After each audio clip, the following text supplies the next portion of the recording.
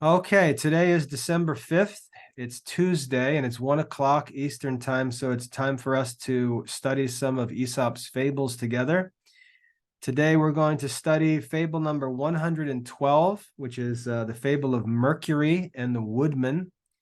And we'll study fable number 113, which is the Lion and the Frog. Mercury and the Woodman is a longer fable, and then the Lion and the Frog is a very short fable. So I think we'll get through both of them. They're both pretty good fables too. So I think we'll have some good lessons today. So I'm going to share my screen here so we can read this together. Give me a minute. I want to zoom in first and get this ready to read. Just a minute. All right, let me share my screen. So our first fable is the fable of Mercury and the Woodman. And remember, as we read through this, we want to pay attention to learn the details of the fable. And once we get through the fable and know the details, then we want to figure out what the moral lesson is of the fable, because that's what fables are for. They're to teach us moral lessons. We want to figure out what the moral lesson is. We want to think about why Aesop chose the characters for the story that he did. Why did he pick these characters?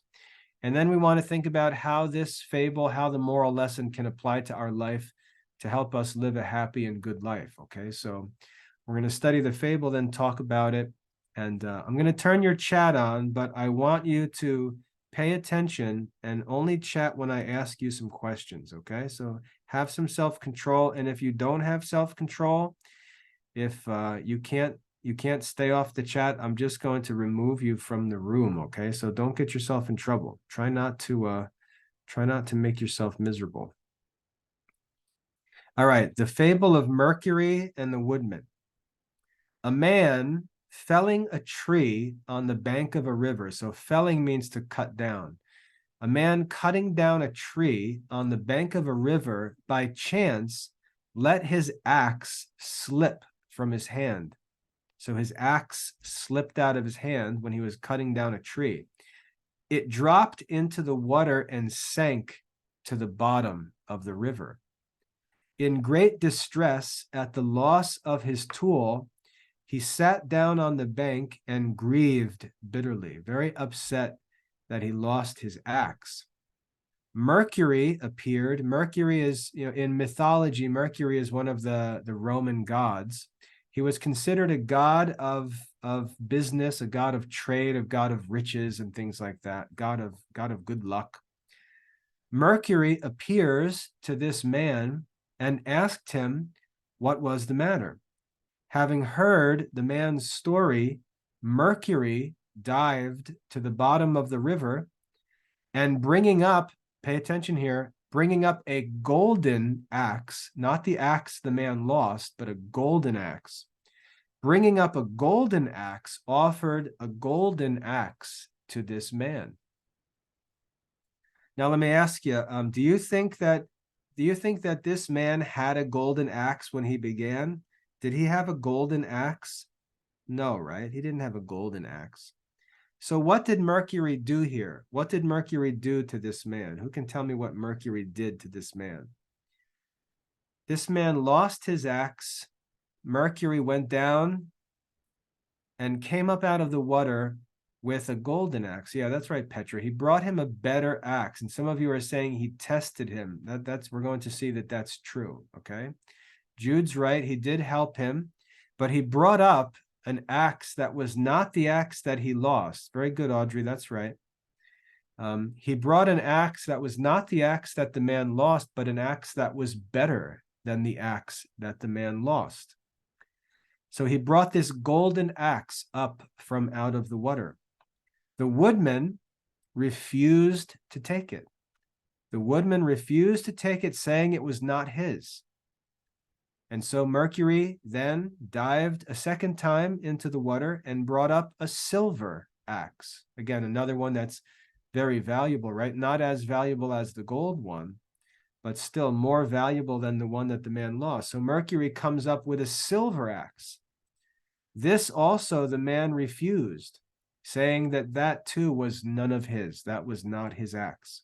And so Mercury dived a third time and brought up the axe that the man had lost. This the poor man took with great joy and thankfulness. So the man was excited and happy to actually get his axe back. Mercury was so pleased with his honesty that he gave him the other two axes as well. So that man got his own axe, and he also got the gold axe and the silver axe as well, because he pleased Mercury, because of his honesty. The woodman then told this adventure to his mates, told it to his friends, went home, or went, with his other men might have been working there in the woods with him. He went and told of this adventure to his mates, and one of them at once set off for the river and let his axe fall in on purpose. Why do you think he let his axe fall into the water? What do you think this second man was thinking? He let his axe fall into the water. Yeah, that's right. Okay, good. So he's saying, oh man, I need to go try this out. And so he goes out to the river, swings his axe, and then says, oops, I dropped my axe, right? Whoops. Now, the problem with this is, who is he trying to deceive? Who is he trying to trick? He's trying to trick a god, right? Mercury. He's trying to trick a god, which is pretty stupid. So that's disrespectful, right? It's disrespectful to think that you can trick, and of course, we don't believe that Mercury is a real god, but what's good to think about, if you think about these stories of gods and goddesses, we can just think of them as angels, or sometimes if they're bad, we can think of them as demons. Okay, so it's possible that people in the ancient world did experience spirits, right? They could have met with a spirit or been approached by a spirit. So it's good just to think of them as spirits. Okay, don't get too wrapped up in the details. It's just mythology. Aesop's fables are not real. We don't even know if the ancient people actually believed many of their stories, or if they just used them to teach lessons like fables. So that's not the point. The point is that he was trying to deceive a god, right? Just trying to deceive someone who knew better, which is foolish. So he let his axe fall in on purpose. Pay attention now. That's enough for chat. After hearing the man's account, after listening to the man, Mercury dived into the water and brought up a golden axe and asked the man if that was his axe. So Mercury tests this man. Transported at the sight of the precious metal. So, the man's eyes popped out of his head, right? He eagerly answered that it was his axe, and he greedily attempted to snatch it, tried to grab it out of Mercury's hands. But the god, detecting his falsehood and impudence, not only declined to give it to him, but refused to let him have his own axe again. So this is the fable of Mercury and the Woodman. Before we get into the story, look at this word impudence. I'm sure that none of you know. Very good, Helen. That's what I was just about to ask. I'm sorry, your name says Helen. I don't know if these are your names necessary. So if I call you the wrong name, just fix it, okay? The word impudence. Now you don't know what that word means, but that doesn't matter, because we can read the passage, and I want you to think about this, right? This is called vocabulary in context. Vocabulary in context. We might not know what this word means, but we can see what's going on here, and we can try to figure out what it might mean, right? So the god, detecting his falsehood and impudence. Let me just ask you, is impudence, listen. Do you think impudence is a good thing or a bad thing? That's the first question you should ask. Is it a good thing or it's a bad thing, right? Detecting his falsehood and impudence. Do you think impudence means falsehood? Do you think impudence means falsehood? You think it means that he lied? Why do you think it doesn't mean falsehood? It doesn't mean falsehood because what? Because falsehood was already said, right? He said detecting his falsehood and impudence. So we know that it's bad. We know that it describes something that he did, but it's not just falsehood because he already said falsehood. So what do you think it might be?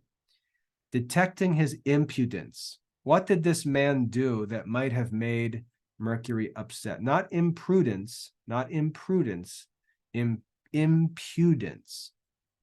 Okay, impudence. Yeah, so even if you don't get it exactly right, like Josephine wrote greediness, another thievery, disrespect, disrespectful.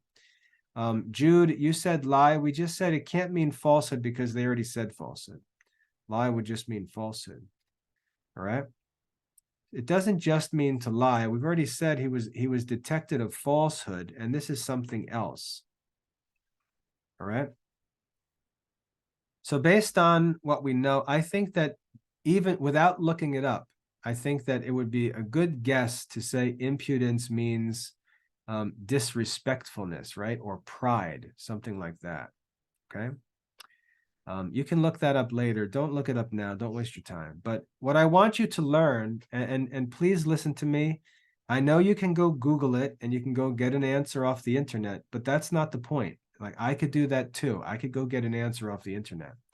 What's going to happen in the future in your life is you're going to be taking a test or something like that, like a standardized test, or when you get older, the SAT test, and you're going to run into words that you don't know on those tests, and you're not going to have a chance to look them up. And you need to learn how to figure out the meaning of words, or at least get a good idea of the meaning of a word just based on what you read in the passage. So going and grabbing an answer off the internet, that's really not learning the skill of understanding vocabulary in context.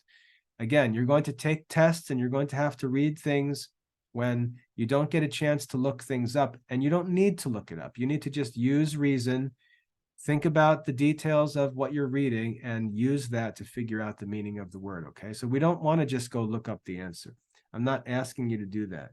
I'm asking you just to use what you read to try and figure out the meaning of a word that you don't know, okay?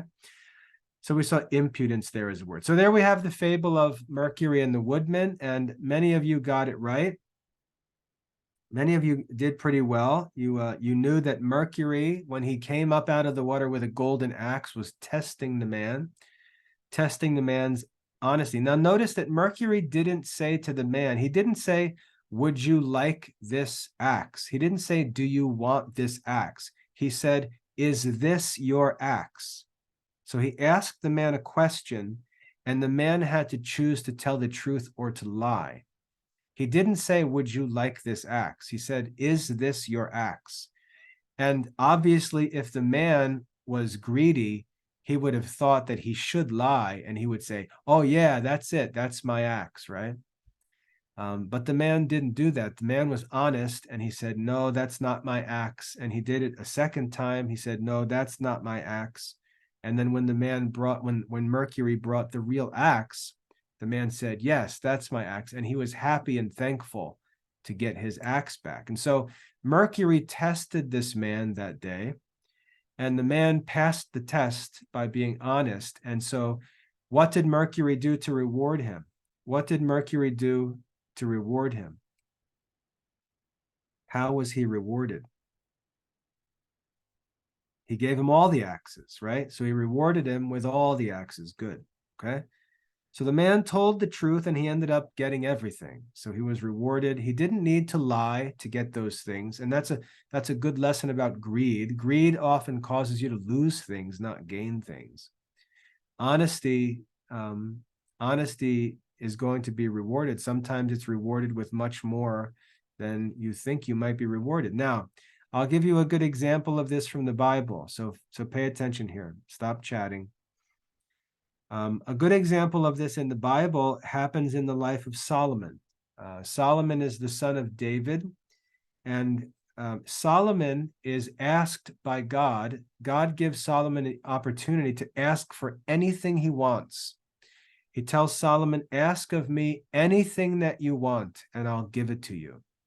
And we can imagine this is like a story of like the genie in the bottle, right? Like if you were given the opportunity to ask some genie for anything you wanted, what would you ask for? And people start naming all kinds of stuff. I'd want a Lamborghini. I'd want my own mountain or my own island. We think about all these crazy things, but Solomon actually had that opportunity where God asked him to ask for anything that he wanted. And one of you already wrote Solomon asked for wisdom. Very good. So God asked him, God gave him the opportunity to ask for anything he wanted, and he asked for wisdom. He didn't ask to live a long life. He didn't ask to be healthy. He didn't ask for riches, didn't ask for gold or anything else, didn't ask for power, didn't ask that God would destroy his enemies. Solomon just asked for wisdom. And who knows why Solomon asked for wisdom? This is a harder question. Who knows why Solomon asked for wisdom? Very good, Jude. Very good. Solomon asked for wisdom. Very good. Hazelbarths, I see that. The Hazelbarths and Jude got the answer right. The reason why Solomon asked for wisdom was because his father David taught Solomon to seek wisdom more than anything else in the world. So when he was raised by his father taught him to seek wisdom. That's what he taught him. He said, wisdom is more important than anything else. It's more important than silver or gold. There's nothing in the world that you can have. Nothing in the world that you can have that compares with wisdom. And Solomon listened to his father. And so when he was given the chance to ask for anything he wanted, he obeyed his father and he asked for wisdom. And so what did God do to Solomon? When Solomon asked for wisdom, what did God do to Solomon?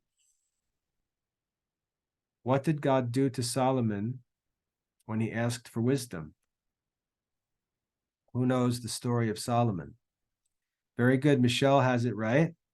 Right? He gave him everything, gave him incredible riches, gave him power, gave him a long life, gave him everything.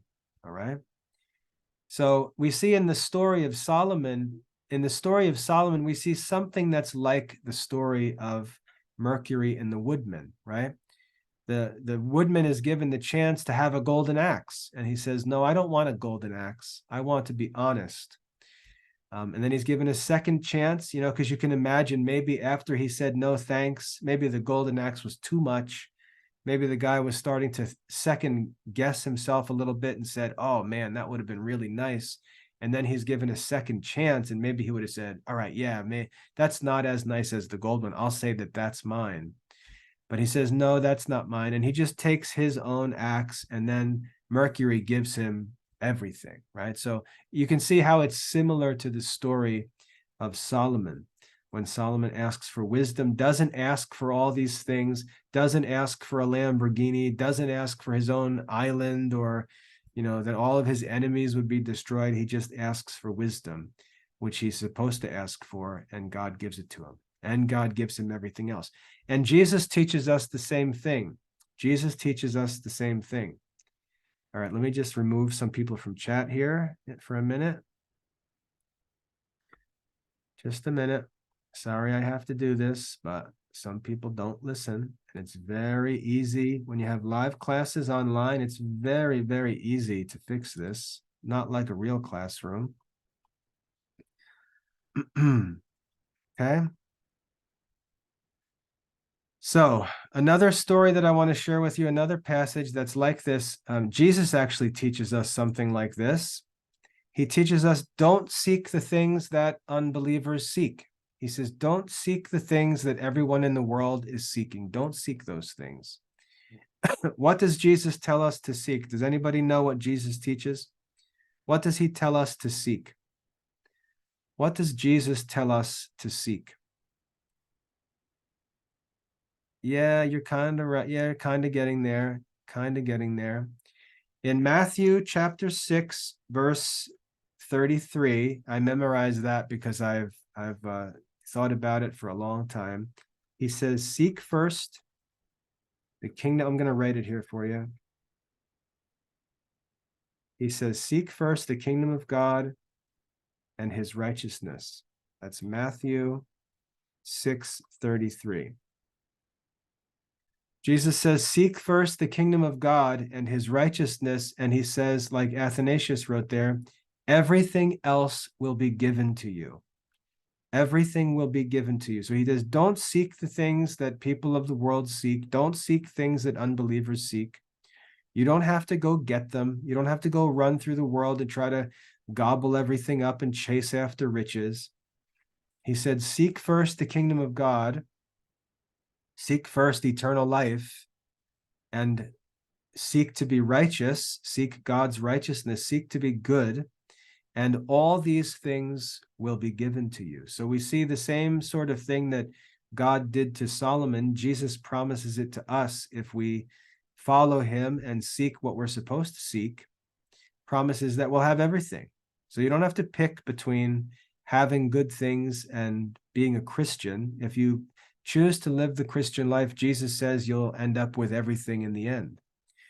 So it's like this story of Mercury and the Woodman. So the moral of the lesson, right? The moral of the lesson is to always be honest. The moral of the lesson is to always be honest, to not try to get things by dishonesty. I think that's even better. The moral of the lessons is to not try to get things by being dishonest. The first woodman was not honest and he got everything. I'm sorry, let me say that again. The first woodman was honest and he got everything. So even though he turned down the beautiful things and was honest, he ended up getting them anyway.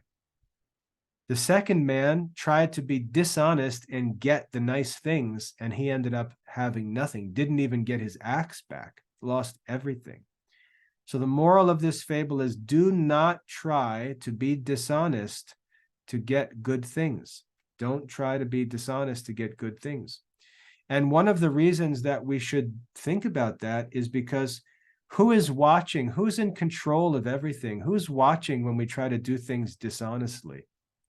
Yeah, it's pretty dumb. Like this man, this woodman, pretty dumb to try to lie and be dishonest when the truth is known by God and God controls everything, right? It's pretty stupid to lie, right? I mean, you can lie and trick other people, but you know, when someone's telling a lie,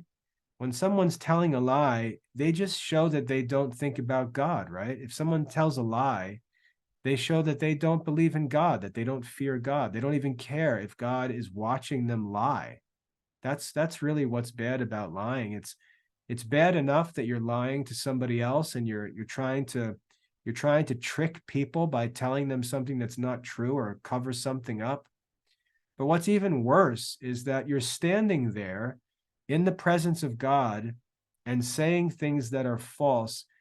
You don't even care that God is watching you tell a lie. That's really what you should care about first. And so a person who loves God, a person who fears God, is not going to tell a lie for God's sake, right? And a person who loves God and who trusts God is going to trust that, you know what? If I tell the truth, it might get me into trouble. Or if I tell the truth, I might lose something. But it will make God happy and God will reward me. And so that's why I'm going to tell the truth. So that's the lesson of Mercury and the Woodman. It's always better to tell the truth. Even if it looks like telling the truth might cause you some trouble, remember that God can bless you for telling the truth and cause you to have much more than you ever would have had if you tried to cheat or lie. That's what Jesus says when he says, seek first the kingdom of God and his righteousness. Be an honest, good person that seeks good things and tells the truth, and all these things will be given to you. So the moral of the fable of Mercury and the Woodman is do not try to get things by lying. Even if you do get them, you're not going to keep them, and you're going to get much worse things, and you risk losing everything. You risk even losing your soul, right? Not just your acts, but but everything by lying. So don't lie. It's never smart to lie. Okay. So that's the fable of Mercury and the Woodman. Any questions about that fable, or is that pretty clear? Here's a scary picture of Mercury and the Woodman. We got Mercury here, and you see he's holding up an axe. He looks pretty scary. And here's the Woodman, this poor old guy trying to do his work, lost his axe, and saying, "No, that's not my axe." So the story of Mercury and the Woodman. Any questions about that fable, or is that pretty clear? No questions, no, good. Okay, so let's go on then. Fable number, yeah, well, I don't know, Petra. What do you think? You think that's the good man in the picture, or you think that's the bad man? I mean, just because he's ugly doesn't mean he's bad, right? It said that he was a poor man. Remember, it said in the fable that he was a poor man. So just because he might look a little straggly doesn't mean that he's the bad man, okay? Why did Aesop choose those characters? That's a good question, Gemma. He chose Woodman, obviously, because he wanted this image of the axe falling into the water. He had to think about something that could be used to teach the story. A man losing his axe would allow a good story like that. He loses something, and then he's presented with something that's not his, and he says, "No, that's not it." So an axe falling into water could be a good source for the story. So Aesop chose axeman. Okay. So we don't know. I don't know which man this is, whether it's the good man or the bad man. But like I said, don't assume it's the bad man just because he's a little ugly, right? That doesn't mean he's the bad man. That's not just judgment. All right.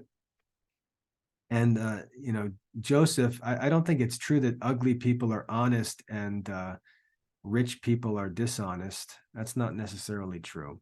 Okay. So we don't know. Let's not make that judgment. We just know that it's one of the woodmen and Mercury holding up the axe. That's all that we know. Okay. So that's it for that one. Let's move on to the next fable. The second fable is the fable of the lion and the frog, and you can see this is a very short one. Okay.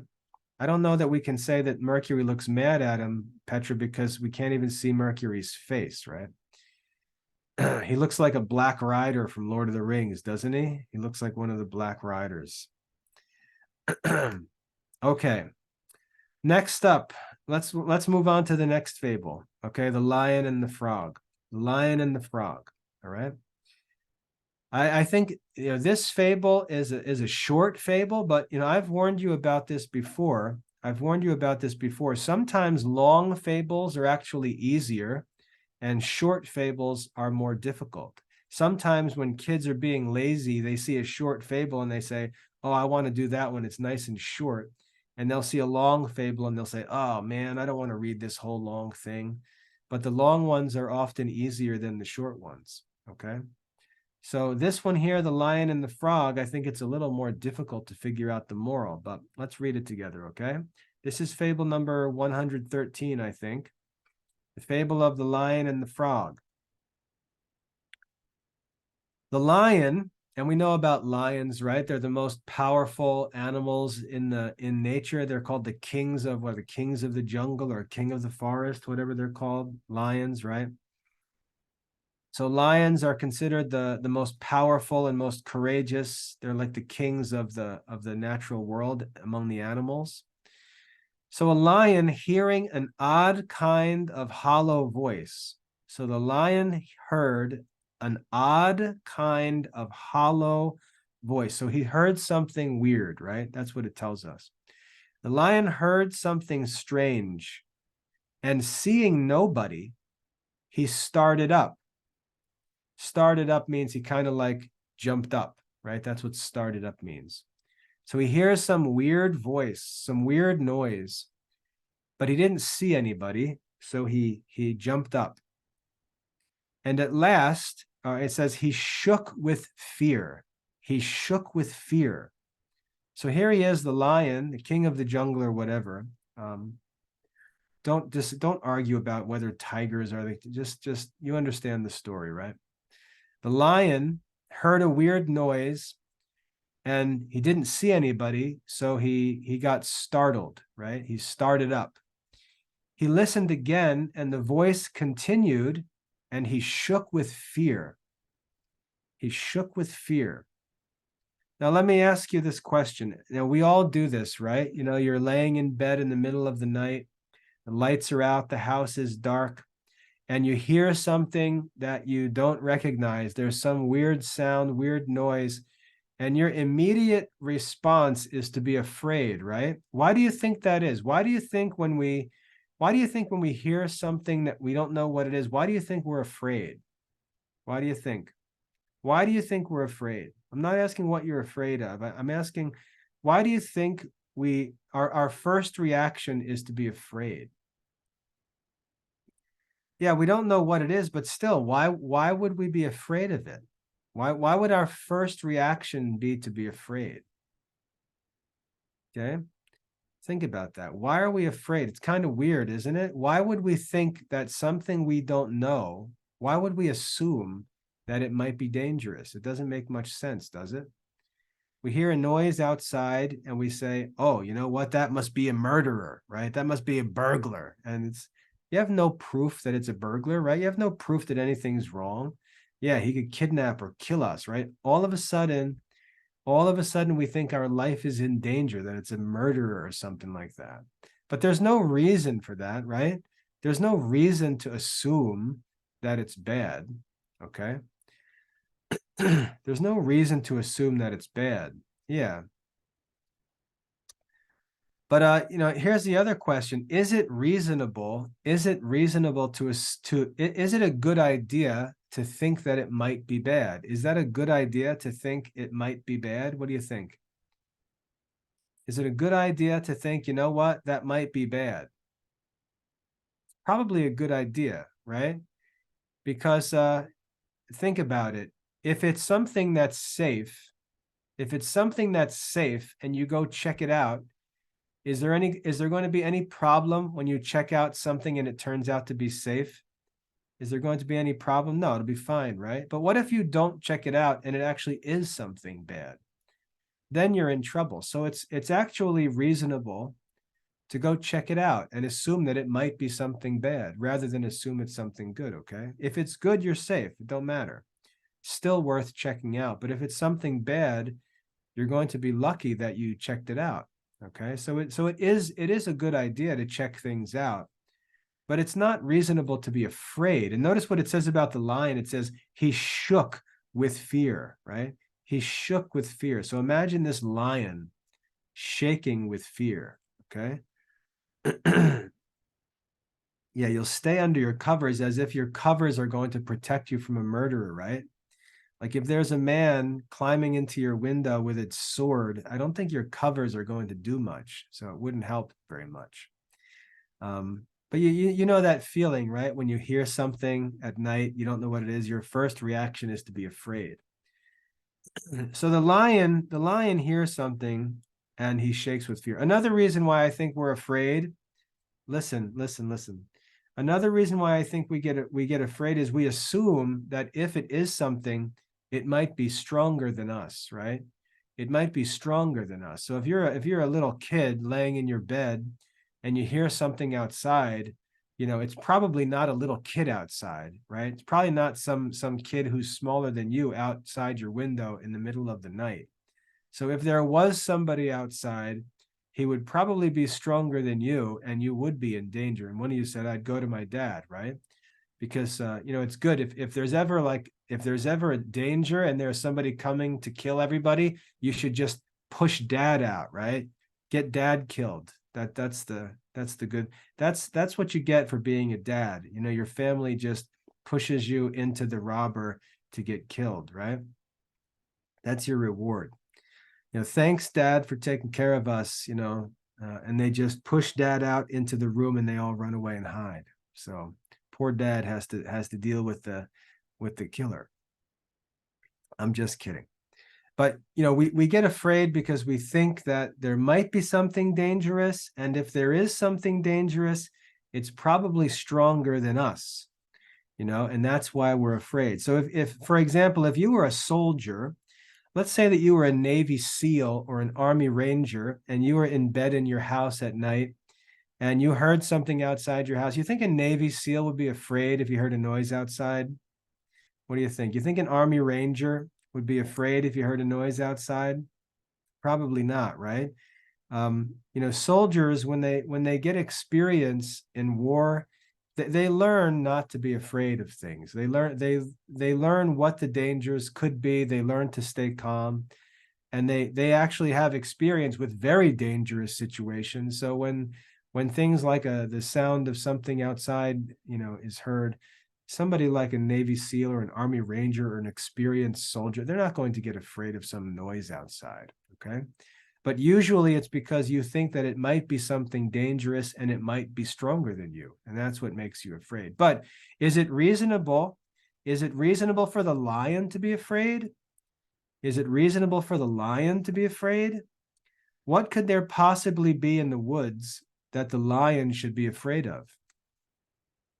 What would there possibly be that a lion should be afraid of? Maybe a stronger lion, but it's not the sound of a lion, right? He doesn't hear the sound of a lion. He hears some odd kind of hollow voice.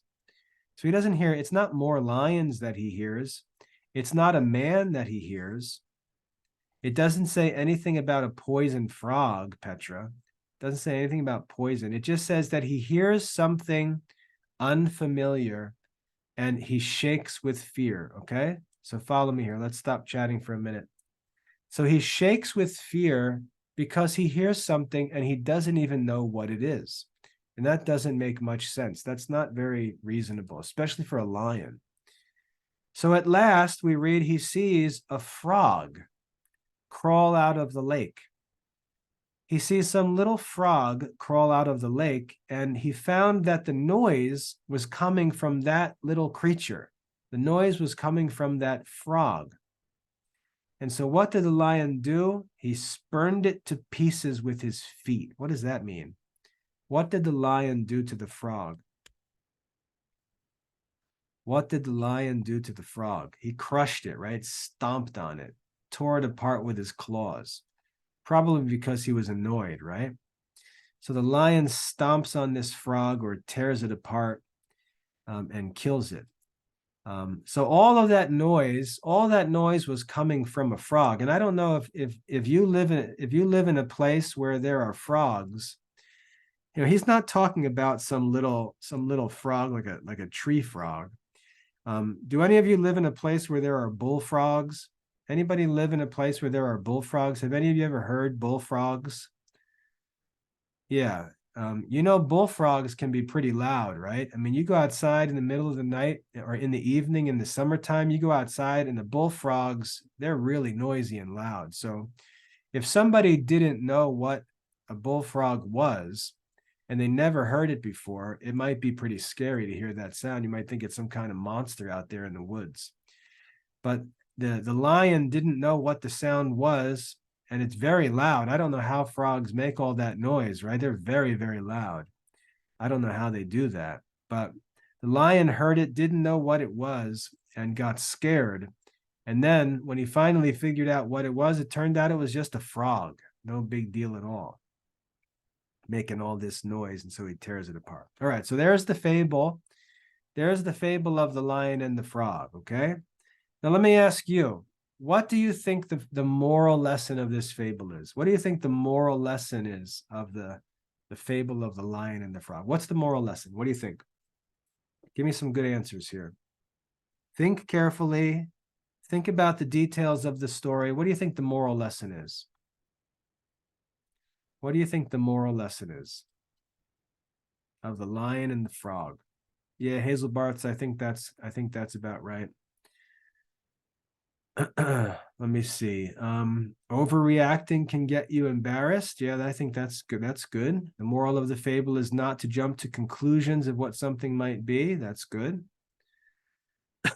Things will sometimes look less alarming if examined. I think that's good. Always be cautious. That's good, but I think the fable is saying a little bit more than that. Don't be a scaredy cat, Jackson says. That's true. Don't be afraid if you're strong. Be on guard. Yeah, so a bunch of different options. All right, let me talk now, okay? So just take a minute, take a break. Let me talk about this for a minute, no chat. So the moral of this fable, I would argue, is to avoid, I'm going to type this because it's an idea I want to teach you. The moral is to avoid groundless fears, to avoid groundless fears. And this is something we have to actually learn. You have to actually practice this. You see how the lion, when he heard a noise, just listen, let me explain. When the lion heard the noise, his first reaction was to be afraid. That's not reasonable. Okay? That's not reasonable. For your first reaction to be afraid is not reasonable. Okay? And we've got to learn not to allow ourselves to do that. We can't allow ourselves to be afraid as soon as we hear something or as soon as something happens. We've got to be careful. The reason why we have to be careful is because when something does happen, when something weird is going on, the first thing we have to do is we have to be careful to think, right? We have to be able to think clearly. So we have to be able to think. And that's why it's dangerous to be afraid for no reason, like the Goldings just said. It's dangerous to be afraid because being afraid might not allow you to think, and you might need to think in order to solve the problem. So we've got to be careful. We've got to train ourselves to not have groundless fears. A groundless fear means a fear that there's really no reason for us to have, okay? There's really no reason for us to have a certain fear, and we just allow fear to come upon us, and we don't rule over it by reason, right? Fear is natural. So when I asked you before, why when we hear something weird, why are we afraid? Just listen and stop chatting. Why are we afraid? The reason we're afraid is because it's just a natural instinct to be afraid, but human beings are not supposed to be controlled by their instincts. What are we supposed to be controlled by? Human beings are supposed to be controlled by what? Reason. Very good. So there's lots of things that happen to us, and our passions, okay, that's right, reason, good, listen. Our passions are natural. We will naturally react to things with passions, but that's not how we're supposed to react. Passions are helpful, but we're supposed to rule over our passions with reason because the passions are not reasonable. So we can feel afraid, but we can't allow fear to control us. Reason has to tell fear to calm down, right? Reason has to tell fear to calm down. Reason has to control fear, has to calm us down so that we can think clearly. To be courageous, to be brave or be courageous doesn't mean to not be afraid. People who are courageous actually are afraid. People who are courageous are people who do the right thing even when they're afraid. That's what it means to be courageous. If you're not afraid, you're not courageous. To be courageous means you think and do the right thing when you are afraid. That's what it means to be courageous, okay? So when we're afraid, when we have groundless fears, we don't allow ourselves to follow reason, and we don't think clearly, and that can lead us to make all kinds of bad decisions, right? We can make all kinds of bad decisions if we're afraid. We have to learn not to allow ourselves to be controlled by groundless fears. We've got to check things out. Like I said, courage does not mean to be fearless, because foolish people are fearless. There are people who kill themselves. Well, people who kill themselves are fearless. That's not a good thing.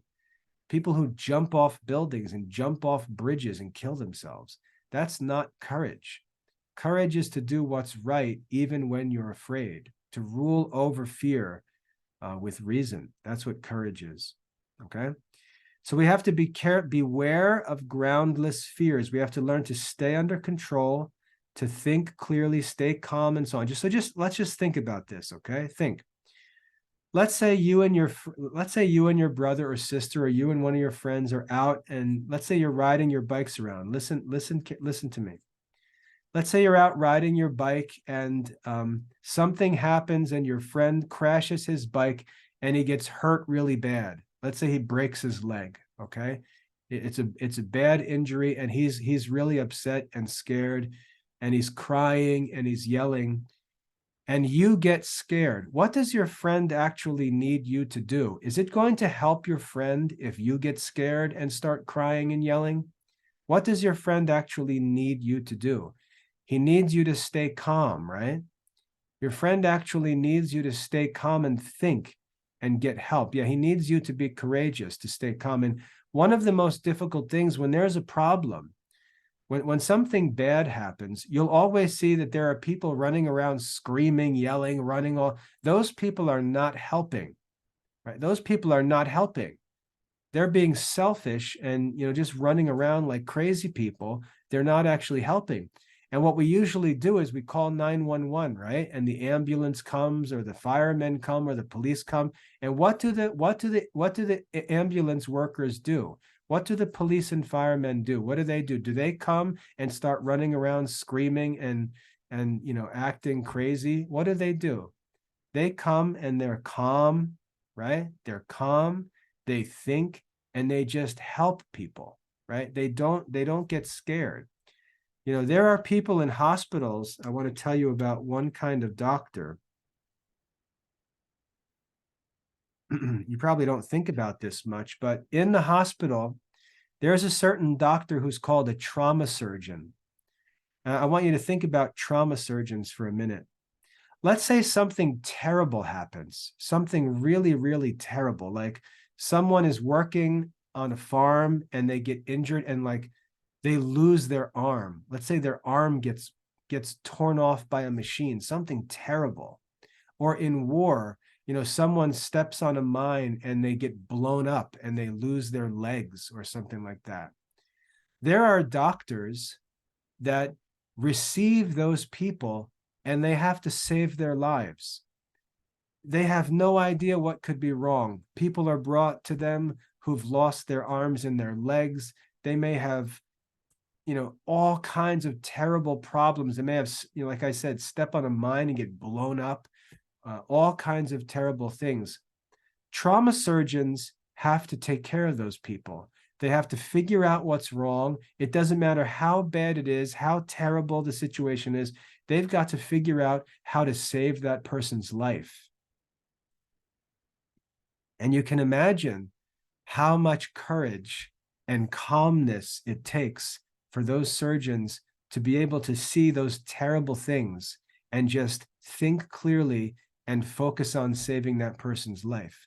So we have people in our society who do these kinds of things, and we should all desire to be those kinds of people. Not that we need to be surgeons or firemen, but we have to learn, no matter what the situation is, we have to learn to be careful not to allow fear to control us, but we've got to be reasonable and stay calm and think clearly. Because when there's a bad situation, even when there's danger, like let's say you're in the kitchen and you're cooking and the stove catches on fire or something like that, the worst thing that you can do is get scared and start panicking, because you could just make the thing worse. Where if you would stay calm and think about it, you might be able to actually put the fire out, right?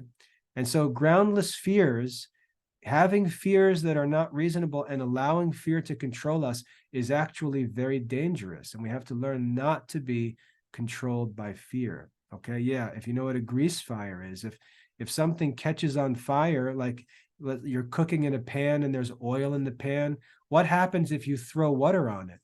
What happens to a grease fire if you throw water on it? Anybody know? The fire actually gets bigger. Yeah, it like explodes. The water makes the fire, it makes all the oil shoot all over the place, and it actually makes the fire bigger. So you can see, if you're not thinking clearly, you could do something because you're under the control of fear and actually make it worse. When there's a bad situation, people around you need you to think clearly. They need you to be calm.